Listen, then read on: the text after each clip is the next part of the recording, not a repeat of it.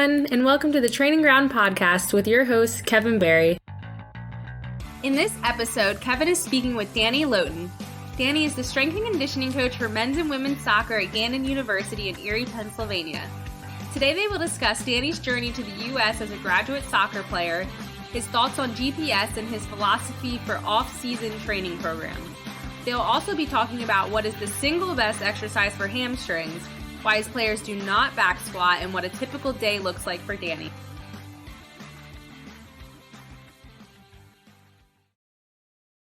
Danny, I appreciate you coming on the Training Ground Podcast. Thank you. Happy to be here, Kev. Thanks for having me. Good stuff. Can you tell me about how you ended up in the US as a graduate soccer player? You know, most people I speak to, it's when they're 16 or 17, they decide to make that transition. But for you, you were a little bit older. Can you tell me kind of what steps you had before you made that decision and where you ended up as well? Yeah, so I went to university back home in England at Loughborough University. I was studying for my degree there in sport and exercise science. I always knew I wanted to go into soccer, so that was sort of a good first step to try and get into the professional or the collegiate setting and working with these athletes. When I was studying for my degree, I actually didn't do as well as I was hoping for. I ended up with a 2-2. So for the Americans listening, first class degree is sort of the highest, 2-1. Next step down, 2-2 is a little bit lower, and it keeps going down a little bit. 2-1 is pretty much the standard for getting into the professional setting. So obviously struggling to get into that setting, I ended up going into recruiting and working in recruiting for a little bit. Still with the goal of wanting to get into professional sports, but I know my degree wasn't quite good enough. I ended up realizing that I had to do a master's degree to sort of almost make up for the poor job that I did in my degree, I guess, would be the best way to say it. So when I was playing semi-professionally back in England and working in recruiting, I reached out to a scholarship agency about coming over to America, and they got me in touch with Mercyhurst University pretty quickly and got an offer from the head coach there to go and play. So that's sort of how I originally came over, was to make up for my 2-2 in sport and exercise science back at Loughborough, was to do better in the master's program, and it allowed me to keep playing sort of a pretty high level setting at the Division 2 level. After that, it was pretty interesting. I ended up graduating from Mercyhurst and going back home for 6 months and almost falling back into recruiting again because I still couldn't find work. I went through a few stages with a company in recruiting, and they called me up after the final stage interview and said they weren't going to be offering me the job. And about 2 or 3 hours later, the head coach who brought me over originally called me up and asked if I found work, and if I hadn't done, I want to come back to America. So it ended up working out really, really well there. I had to go home again, almost fell back into exactly where I was before my degree. And I got lucky the head coach remembered me and called me over to come and work. Yeah, no, that's a great story. Did you have any friends or anybody that you knew that was in America at the time, or you just thought that was, your best option? No, I knew absolutely no one here. It was a little bit of a gamble. I knew people had done it before, but they'd all gone back to England. But I'm not opposed to a challenge, and I know that in order to further yourself, sometimes you need to step out of your comfort zone. So I ended up taking that sort of jump across the Absolutely. Yeah. If you have some advice, for a kid that's considering a scholarship agency, just looking back now, what do you think kids should look at? Would they be able to do it on their own, or do you recommend going through an agency? I think if you have the time to do the research, then you can absolutely do it on your own. But it is a lot of legwork if you are going to do it on your own. Obviously, being on the coaching side of things now, you see a lot of people email you, and the time it takes to do a little bit of research on the school, find the coach's email, the assistant coach's email them all, put in the information that you need, but also let them know that you've done research on the school. Doing that for 20 schools takes a long time. If you have an agency, they can do that in 10 minutes. You give them the information, it's already out to 20 schools before you know it. So I think that's one of the benefits of the agency versus doing it on your own. But if you have the time to reach out or people, it's absolutely something you can try and do on your own to start with. Yeah, that makes sense. I think if you're like a graduate student and you're working full time or you have other responsibilities, it sounds like the agency is the best way to go. But if you're, 16 or 17 and you're not working or you're not doing anything or you're not playing much, then going alone might be an option for some people. Yeah, definitely. A little bit easier. When I ended up getting into the agency, I was working full time, but also playing semi-professionally as well. So most of my days were spent traveling to work, being at work, traveling home from work, getting in my car and driving over to Liverpool, which is about 30 minutes away from my house and about 45 minutes from where I worked. So I drive 45 minutes to go and train, drive half an hour home, and by the time I get home, it's 10 o'clock at night and I need to eat and go to bed. So I got to do it all over again the next day. That's a tough day for sure. So you're obviously a goalkeeper, or have been. Now you're still working with soccer goalkeepers at the collegiate level. What are some of the training misconceptions goalkeepers might have, or some old style goalkeeping coaches?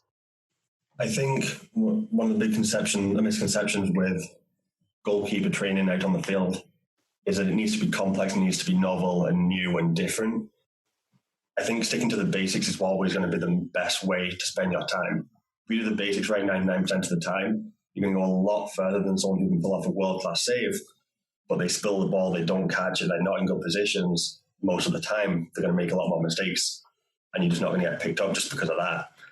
I think looking at basic hand position, set position, positioning in the goal, how to communicate with the defence, how to communicate with the midfield to organise.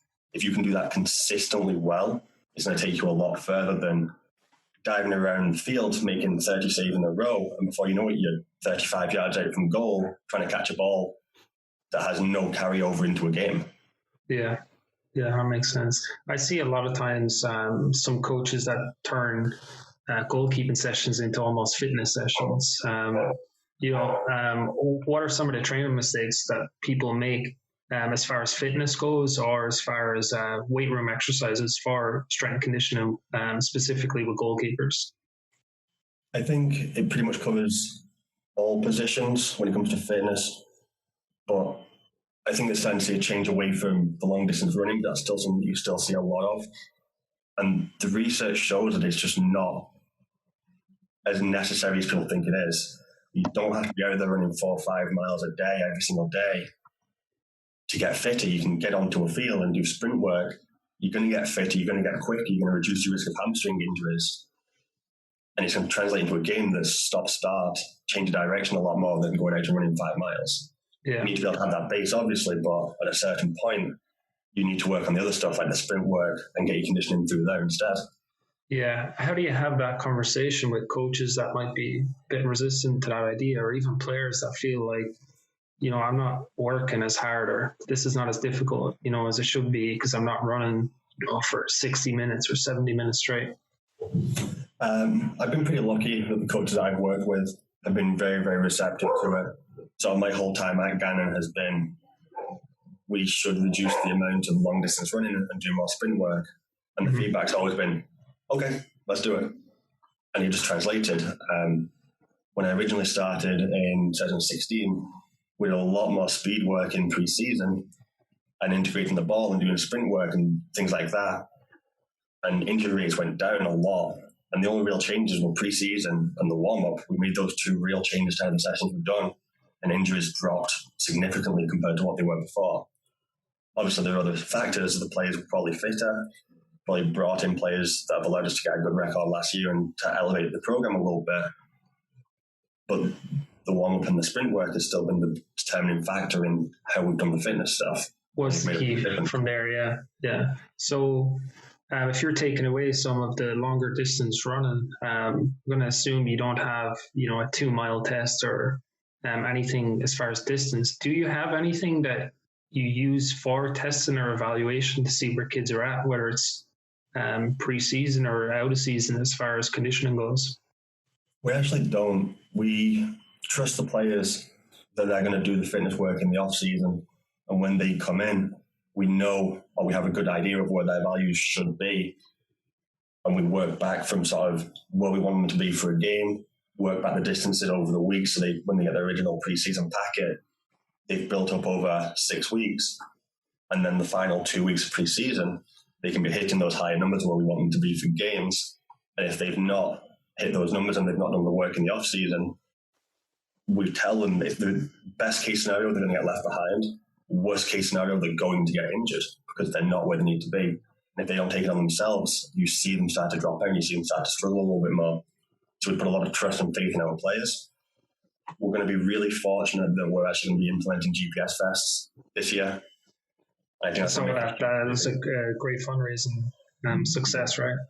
It's going to be unbelievable because now we can figure out exactly what they hit in games, and we can work back to the percentage point of this is the distance you need to be covering in speed work, in your moderate runs, in your long distance runs, and this is going to replicate where you need to be in a game or beyond the game, so then we can last the 90 minutes, and if we go 110 minutes, we can last that long too. Mm-hmm. I think that's going to be a very, very big help to the program moving forward. Yeah. Do you anticipate that being true yourself as a strength conditioning coach, or interaction with sport coaches? Who do you see handling that data and then implementing the changes? I'll be the one that's going to be running with the data and then feeding back to the head coach the information. I think especially early on it's going to be difficult, but as we get more and more familiar with it, we can block off drills and we can figure out how much work people need. And if we have people coming back from injury, they've not done enough, we know what drills we can do that are going to make them hit the numbers that we need them to be at. Yeah, that's fantastic. I think it'll be a great resource for your team down the road. When you're looking at, the summer period, I always think it's the most important time for all the fall sports, and especially soccer, because like you said, you're covering a lot of distance. If you don't come in prepared, you're going to get injured. But what would a summer program look like for a kid that's not on campus as far as conditioning goes or strength goes? How many days would you like to set up conditioning? And, what would the focus be day to day? We normally do a 5 or 6 day fitness program, usually 5, because I like to give them 2 days off. Mm-hmm. So we'll do a little bit of a longer, but still intermittent running on day 1 and day 4. So Monday, Thursday, Tuesday, Friday would be a little bit more speed based. Wednesday, Sunday will be off, and then Monday will be the intermittent running, Tuesday would be the speed work, Wednesday will be off, Thursday will be speed work, Friday will be the intermittent running again, mm-hmm. Saturday would be the speed work, Sunday will be off. So we're constantly hitting the numbers and starting off at the longer distance stuff. So you're talking 100 meter runs, 120s, and figuring out the total distance, the total workload for the player. Mm-hmm. And then as the weeks progress, the workload slowly increases, but the distances decrease. So the speed will go up, the volume goes up. The travel goes down per run. That makes sense. So if you're looking at, May through August, as far as rest goes, how would that change? It's going to depend day to day, but are you going to look to have the guys more rested and have, higher intensity of sprints, or less rested? So you're trying to build kind of that base. Early on, a little bit more rest, just because we know that fitness level is going to be a little bit lower. And as we get closer and closer to season, we increase the amount of short running, but decrease the amount of time. And then if they come back early, rather than doing any real fitness work on the last week, I try and push them into small-sided games that they can run on their own, so then they're getting that match sharpness, that change of direction, and they never fully get into running 6-7 miles mm-hmm. because they get told to run it and do it. So then it becomes a lot more game-like, and their rest period is going down just because of the nature of the game. Mm-hmm. Yeah, that's always been something that kids seem surprised at with, coach, I've been running all summer, but there hasn't been much of a change of direction component, and then they get into preseason and they're fit, on paper, but then they end up with groin soreness, hip tightness, things like that. So I think, like you said, that change of direction component in the preceding weeks of preseason is key. Especially when you're looking at sort of things like hamstring pulls and hamstring strains as well. I saw some research recently where it's looking at the activation of the hamstring on sprinting versus different actual isolated hamstring exercises. Mm-hmm. And the eccentric hamstring curl or Russian hamstring curl, whatever you want to call it, the activation is about 35 to 75% as much as sprinting. Yeah. So the best hamstring exercise is to go out and sprint. So if you want to bullet hamstrings, especially in a soccer player or a basketball player or anything that can be short distance, high intensity, sprinting is the way to go, because if you can progress it incrementally, you're going to strengthen the hamstring in a better way than doing any exercise in the weight room. Yeah, that's interesting, because there is a company out there now that kind of pushes the Nord board, where it's where you're working hamstrings and it's supposed to be the cure all, but what you're saying is that sprint training, or you don't really need to make that financial investment, and you'll actually be in a better place.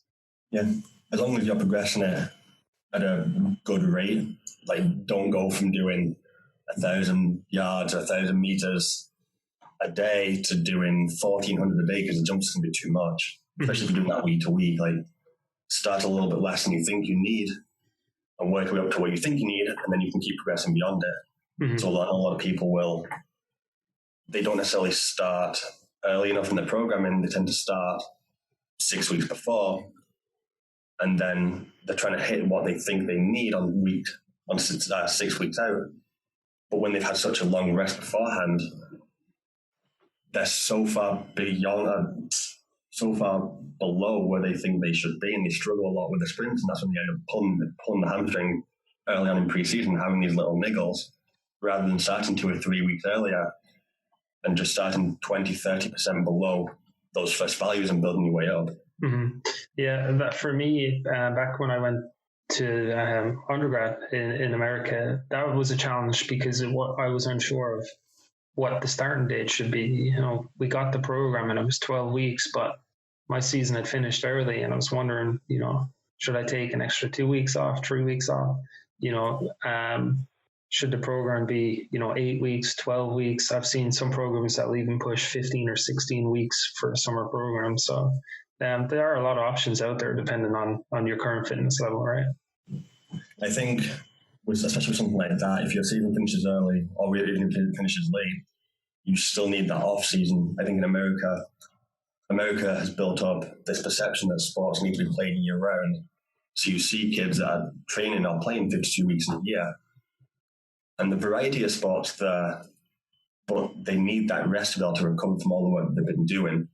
So obviously once you finish a season, or you finish a sport, if you're a high school kid, you might need that week, 2 weeks off, where you either go incredibly light, or you don't do anything for even a full week or two, just to allow the body to recover. And then you start a little bit before where you want to be and go from there. I think that's probably the better way to go, rather than taking a long break and jumping straight back into it, or taking no break at all. Yeah. So you've seen a couple of freshman classes now within collegiate strength conditioning, specifically with soccer. What's the overall movement quality of these kids, and what are their biggest challenges when they enter a collegiate program for the first time? I think a lot of it comes down to recruiting. So if you're recruiting a good player, odds are that movement patterns are going to be there, because they've built up the patterns and they know how their body moves. And if they didn't, they wouldn't be where they are. And I think as you get into lower quality players, that's where you see the movement patterns start to fall apart a little bit more. Or when you have a player that's constantly injured, even if they're a good player, you know that they're compensating somewhere. So their movement patterns aren't right, and something needs to be fixed in the actual movement pattern, as opposed to working on the strengthening stuff. With regards to the biggest thing they need to work on when they come into the college setting, a lot of people go from playing with their own age group, playing with 17-year-olds, 16-year-olds, 15-year-olds, to now I'm 18, I'm playing with 21, 22, 23-year-olds who've been in the game a lot longer and built up that resiliency, and they need to put on a little bit more size and a little bit more strength, and they might have to gradually build their way into the first team, rather than being a really good player at high school, things going to come into a collegiate setting and let us light the world on fire. And then they're getting pushed off the ball and they're getting bullied because they just don't have that strength and that size to deal with it. Mm-hmm. Yeah, it was interesting that, in our locker room, we're playing the same team, was that all the kids that are recruited at the collegiate level, they're the top players at the end of the day. So everybody has been a team captain or, all state equivalent in America or all county, and really well-developed players, but you're on a level playing field at best when you do enter that college setting. Yeah. It's to be So there's never going to be a bad player recruited to go into a first team and to play and start every single time. Yeah, absolutely. If you look good at that sort of lower level or your own age group, it's sort of why those age groups exist, because if you put an under 12s player with under 15s, they've got no chance. They exist up until that age for a reason. But once you get past that age, it's almost like a fish out of water. You've got to sort of deal with them, figure it out as you go through a lot of the time. Figure it out is the key, yeah. As far as training recommendations go for whether it be an in-season or out-of-season player that does need to maybe put on some strength or put on some size, can you talk a little bit about just big picture about what the training program would look like as far as reps and sets, and maybe just one or two go-to exercises? So some research that I've seen relatively recently, and it sort of gets the misconception that you have these strength ranges, the hypertrophy ranges or endurance ranges, is that no matter what the rep range is, you can build size. And you can build a hypertrophy base with any rep range. But people have this misconception that it has to be 8 to 12 reps. There's nothing wrong with hitting the heavier weights and the lighter weights occasionally, because it's going to help you build up that strength as well. It's going to help you build up a little bit of endurance, but it's also going to have carryover into your hypertrophy range. If you're bench pressing, for example, 135 for a set of 8 or 10 or 12, you might not be able to progress it that much, but if you start training your 5 rep range and you're going a little bit heavier, and you get stronger in that heavier rep range, your set of 8, 10, 12 is going to get heavier as well, and all of a sudden you can progress a little bit more. So I think that's something that when you're looking at hypertrophy, you need all aspects of it. You can't just focus on that middle range, although it does obviously help. And then exercises that I think are really important, especially in the soccer setting, are going to be the Olympic lifts, because I think it's such a power-dominated sport that you need to have that acceleration off the line. You need to be able to push people off the ball quickly and then get away from them. So I think things like hang cleans and dumbbell snatches are exercises that we always put into our program, especially early on, because I think they have a very good carryover into the sport. And then obviously you need the low body strength. And we don't back squat at all, which I think it shocks quite a lot of people that I don't back squat my athletes, regardless of sport. I think there's something needed. But in soccer, we'll do rear foot elevated split squats or Bulgarian split squats. They're our main low body strength exercise. I think it was Mike Boyle was looking or having a conversation about bilateral versus unilateral squatting. And from his experiences, when he was back squatting, I think he said 8 or 9 out of 10 people were having back issues with the back squat early on in his career. So when he changed to a front squat, that number reduced to about 4 or 5. And he was like, yes, it's gone down by a significant amount, but it's still too many. So how can we get away from even front squatting? And they end up using the Bulgarian or the rear foot elevated split squat. And they also found that when they did that, not only did back issues go down, the single leg strength was greater than half of that bilateral strength. So if someone could back squat 400 pounds for one, they could single leg squat more than 200 pounds for reps. So they would gain more stress on the body, but they were also significantly stronger in that same movement pattern. So that tends to be our low body exercise. And it also helps with things like sprint pattern, because when you get to the bottom of that squat, the knee can track a little bit more over the toe. And all of a sudden you've got a good shin angle that will translate into a sprint. Yeah, that makes sense. At what point is somebody strong enough in that exercise then? Do you have any strength standards for soccer specifically, or are we just looking to progress over time? Because at the end of the day, the majority of kids aren't playing professionally, so we have them for 4, maybe 4.5, 5 years for some kids. Yeah, I think there are some exercises where you can be strong enough. I think for the most part, strong enough is on a bench press, probably a body weight for a couple of reps. I think once you can do that, you've not necessarily maxed out what you can get from the exercise. But if you're an athlete, why do you need to bench more than that? You don't. So can we take the bench press once you've hit something that's relative to you, and can we change it to a little bit more dynamic? Can we get a rotational cable press in there? Can we do single arm bench press? Can we put them in a McGill bench press where half the body's off the bench and stabilize through that core? And now we're all of a sudden integrating low body with upper body and all of it's to a stable core as well, so it's going to translate onto the field a little bit more. Mm-hmm. That's got to be an easier sell for some kids that, aren't familiar with the weight room as well. Is it for, you're not putting a bar on their back or having a bench and, be embarrassed. It's a lot of dumbbell or cable work or accessory work as such. I think with back squats, it's a very easy sell because almost every single athlete that I've worked with and I've said, we're not going to back squat, almost all of them have gone, oh my God, I'm so relieved. Mm-hmm. And I ask them why, and so they go, well, the last strength coach had us back squat and everyone's back hurt. And it's like, I think a lot of strength coaches get married to that program where it's either you do the program or you're doing it wrong. And that should never be the case. I think athletes are so not necessarily unique, but they need independent needs and focuses from the program.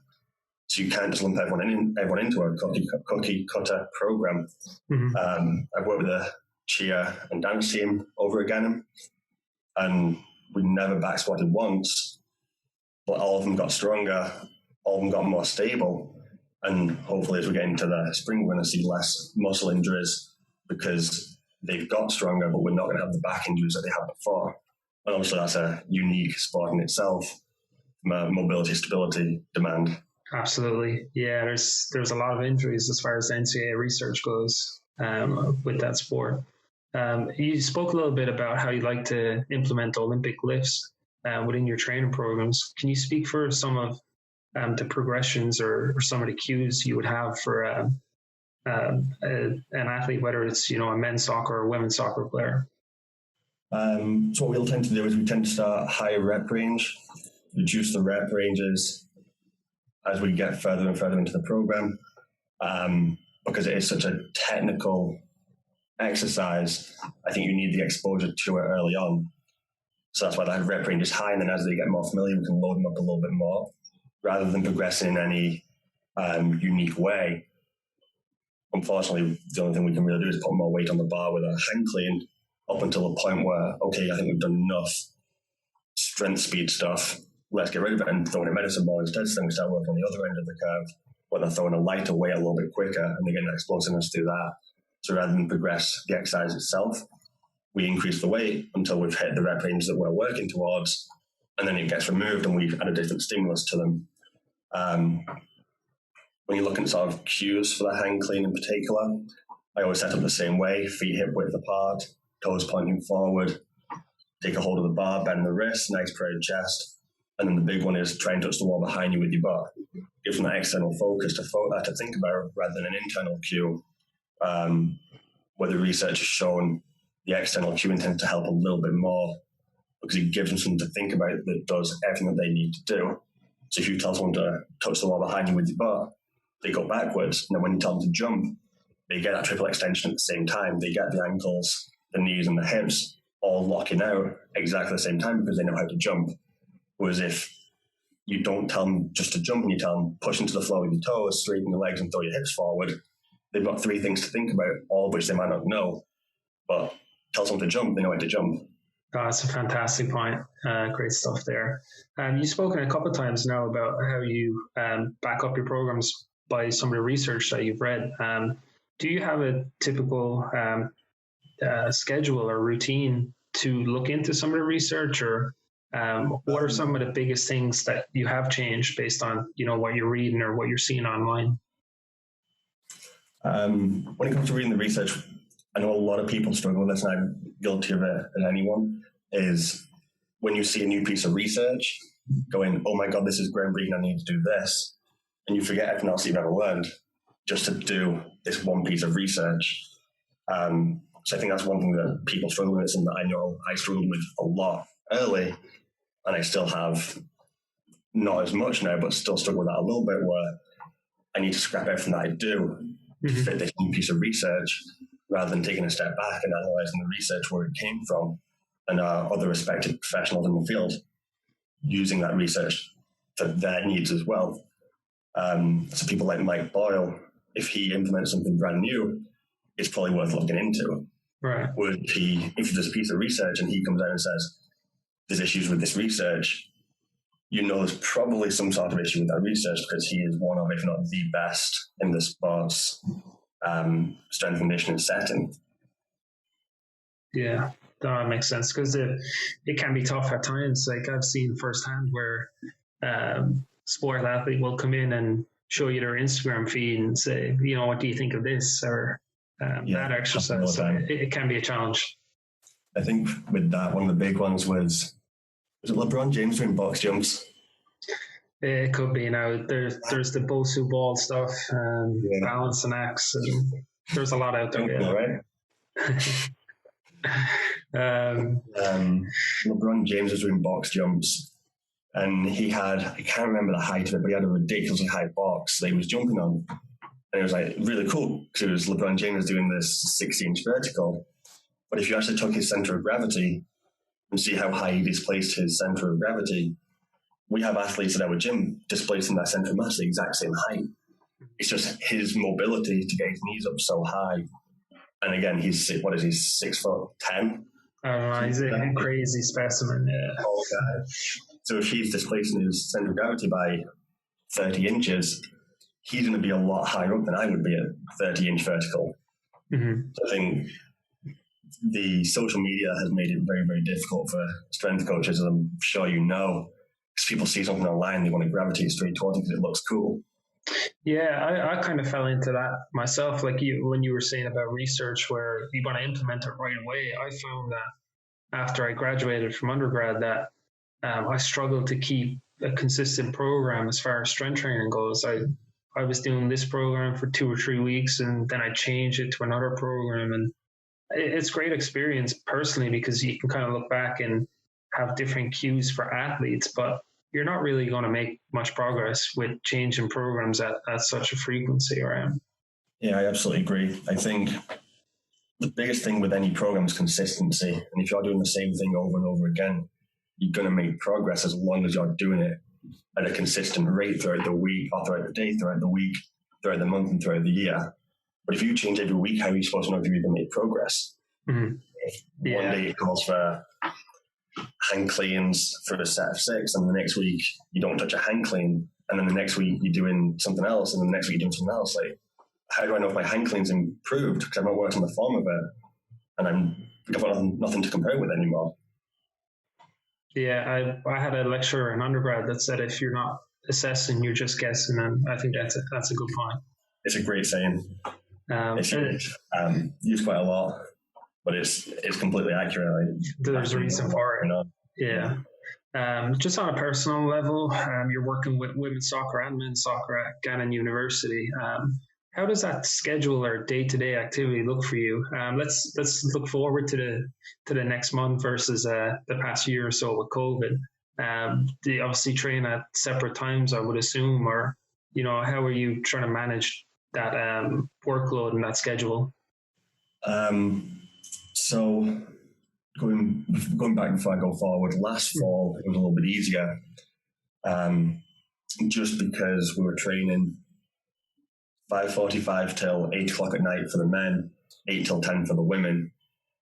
But 8 a.m. I also had gym sessions with men's soccer, and then women's soccer would alternate their days in the gym. So Tuesday, Thursday, during the 8 till 10 slot, I was in the weight room with them, and we broke the team up in half.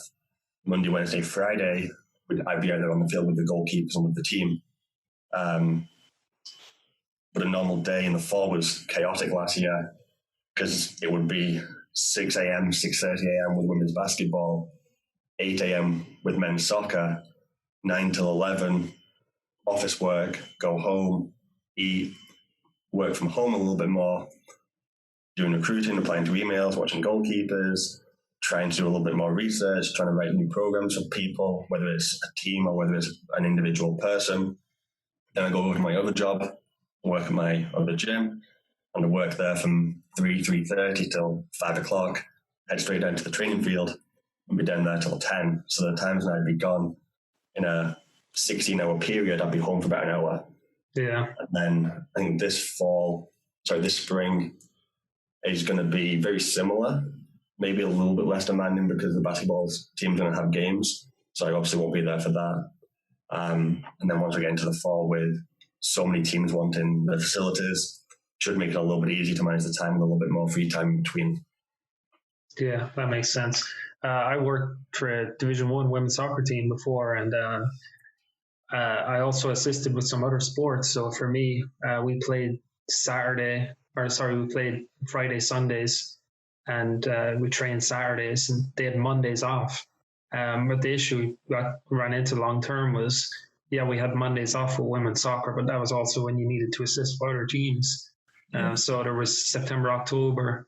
I think Thanksgiving break was the first break or, day off that I did have in, 10, 15 weeks or so. So it can be a challenge for some coaches. The college setting, as much fun as it is to be in here and to be working with the kids and the athletes and working with different teams, it definitely takes its toll. I think from a mental standpoint as well as from a physical standpoint a lot of the time. I think trying to deal with that side of things, especially right now, it can be incredibly difficult for people. Yeah, no doubt. The last question I have for you, kind of looking forward into the next 2 to 4 weeks or so, as far as programming goes, what's the main goal for men's and women's soccer as far as getting back, returning to play, and trying to deal with some COVID restrictions that you might have on campus or even in the community? So we'll be getting them back at the beginning of February. So we've got a few weeks left now until they come back. And then when they come back, we'll have games probably within a month. I'm incredibly fortunate at Gannon that we're able to do our own testing. So everyone will come back, and I think the whole school's being tested the first day they arrive. And then everyone's being tested again on day 5. So I think almost the entire school is going to get tested, which is going to help out not only the school itself, but within athletics. Absolutely. We know that if anyone tests positive, we can isolate them, and if everyone else is good, we're going to be in small pods for the first week until we get the day 5, and then we can start to integrate them back into a full team setting. I think the first couple of weeks are going to be technical drills, a little bit of fitness, just trying to build them back up a little bit because they know that we're going to have games coming up. So hopefully they've been looking after themselves in this Christmas break. Yeah, no, that makes sense. Like we did say, that winter period and summer period is key. Just having accountability and trust in your players is a big deal. So, hopefully they're making the most opportunity. I think the winter's a little bit harder just because in a normal year, you finish your season, you go home, you don't have a preseason with the same intensity as you had in the summer. So it's very easy to sort of fall off the wagon over that Christmas period when you're at home, you're with family, with friends, especially for the international kids, as you know. Like you get to go home for the first time and the second time. You haven't been home for a year. You don't really feel like doing a whole lot of running because you want to be with your friends and seeing people. So, Absolutely. Yeah, it was a challenge. I think my second year, I had almost 6 or 7 weeks at home, and that was a bit of a setback when you do get back into your routine, in February. So 3 weeks at home is good because it's not too long that you start to let your training fall off. But you get to see everyone. But when you're there and it's only 3 weeks, it feels like it's such a short amount of time that you wish you had more. But when you have more and you get back, all of a sudden you realise that 7-8 weeks probably wasn't the best thing for you. Yeah, absolutely. Well, Danny, I appreciate you coming on the show today. Thank you. Like I said, thanks for having me, Kev. Great talking to you again. That is it for episode 11 of the Training Ground podcast with Danny. Hope you had a couple of takeaways. Looking forward to seeing Danny's team's progress, especially next fall, considering they did not get the opportunity to play this year. If you do want to follow Danny on Instagram, his account is Danny Lowton1. My own account is at StrengthCoachKev. Danny can also be contacted by email at lowton001@gannon.edu. So GANNON.edu. Talk to you soon.